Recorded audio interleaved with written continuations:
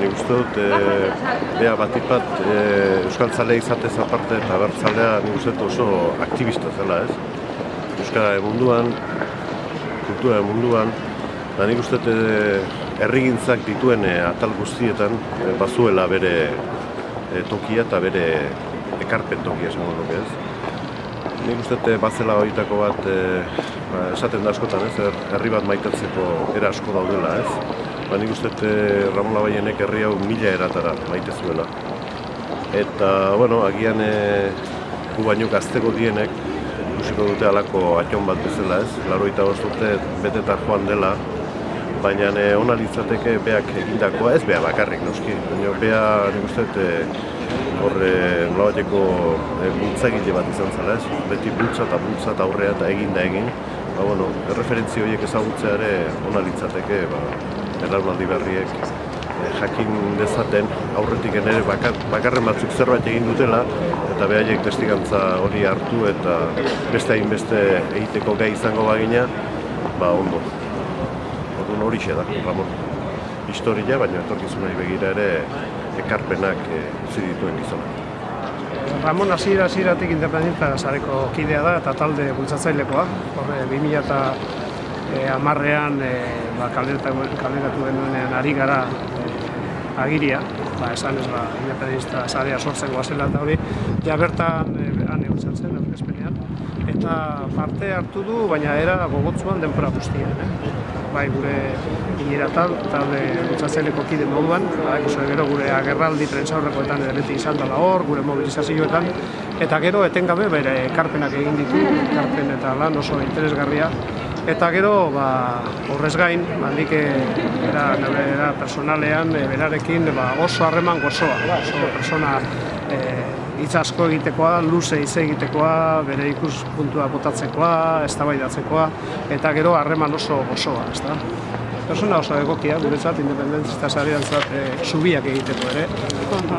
Gure sarean anistasuna dago, sensibilidade ezberdinetako jentea, eta horren lan handia egin du berak zubi horiek eraikitzen, eta benetan bere lana hor dago, guk aurrerantzean ere horko hausnarketa sakon bat egiten ari gara, eta bere ekarpenak hor izango dira. Eta, zentzu horretan hor mantendu gure gogoetan, ezta? Berak ekarpenak egiten zituen, asko zekien, lehen ataz asko zekien, eta hortik ere asko ikasi izan dugu beragandik, baina gero beti aurrera begira zegoen, da aurrera begirako planteamentua, proiektuak, nola urratu bideak, eta bera oso ilusionauta zegoen independentista sarearen lan horrekin, eta zentzu horretan gure aktivista garrantzitsu bat galdu dugu, baina bere lanak ditzen da hor. Ezagutu nuen aspaldi, baina hala eta guztiz ere uste dute Ramon Labayen Eusko Jaurlaritzarako pertsona referente moduan izan zen, batez ere kultura mailan, ez?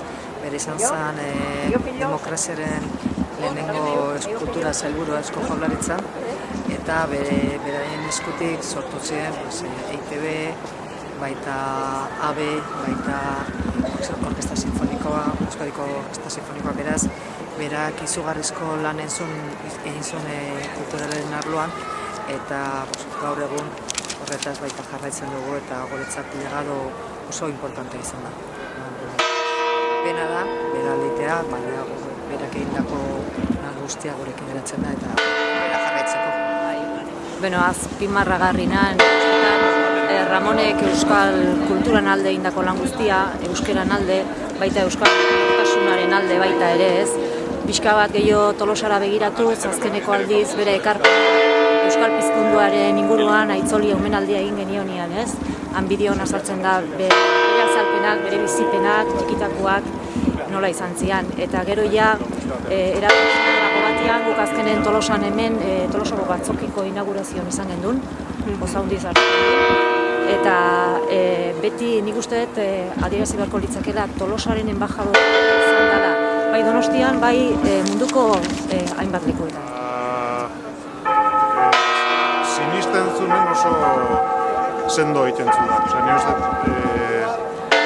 pertsona radika da, bere pentsamentuetan, eta sutsu defenditzen zituen gauzak, ez? Abertzadea, euskaltzadea eta herriarekin konprometitua. Denbora zailetan gauza importante gehiagoa tokatu zitzaien horietako bat, ez? Eta ondo izan.